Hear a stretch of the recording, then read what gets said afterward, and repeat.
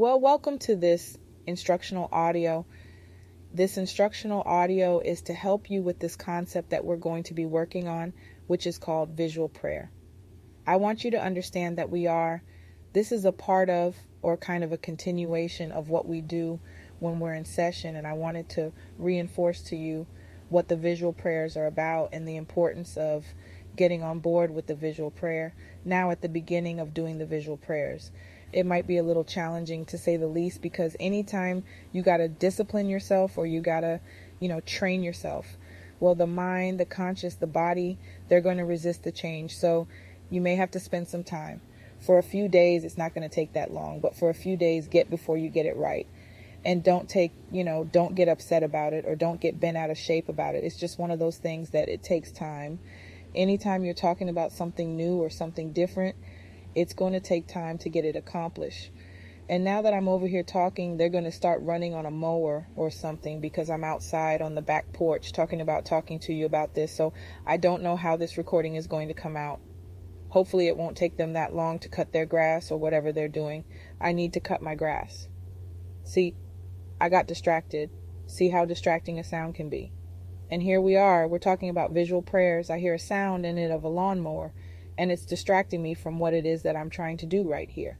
And that's why it's important for you to understand how these things work. That's why I say get to the earphones. To shut off any kind of distraction or shut off any kind of sound, you have to find a way to get to a quiet place. If you live in a house with other people, you have to let them know, in this 15 minutes or this 10 minutes or this 20 minutes I'm going to be, please do not disturb me. You don't even have to say, well, I'm going to get in the spirit. You have to please try, don't distract me. We don't use the word distract, but I would like you not to interrupt me for X amount of time if that's something that has to happen in your house or where you live, okay? And you have the ability to do you from having any type of distraction, okay? So you got your MP3 player, you got your cell phone or iPad, and if you use your cell phone, go inside the settings and cut it up. Cut off so you don't get calls or the calls can't get directed to your voicemail. You can forward calls to your voicemail on your cell phone as well. You have to cut off text, and that's why it's best to have some of the, something else that you can use for this particular exercise, because as soon as you do it, people start texting you, going to get a Facebook update, all those kinds of things.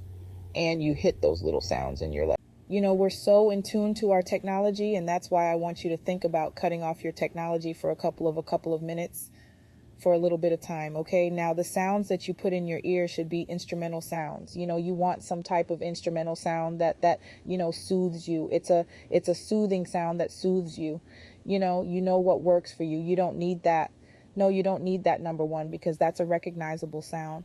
A recognizable sound will pull you out of what you're trying to do, because you will begin to recognize that sound immediately. Is like whenever you hear a sound in your house or you hear a sound somewhere, you'll turn towards that sound because you want to know, your brain wants to recognize what is that sound. Okay, so you have to discipline yourself not to respond to all of these distractions as you are learning to do these visual prayers. Now, visual prayer is so powerful. If you will look into the Bible where Jesus prayed, right? And there was a prayer that he did. I was trying to find it, but it was a prayer that he did to God when he was working with his disciples. Okay. So that's John chapter 17. I went and looked it up.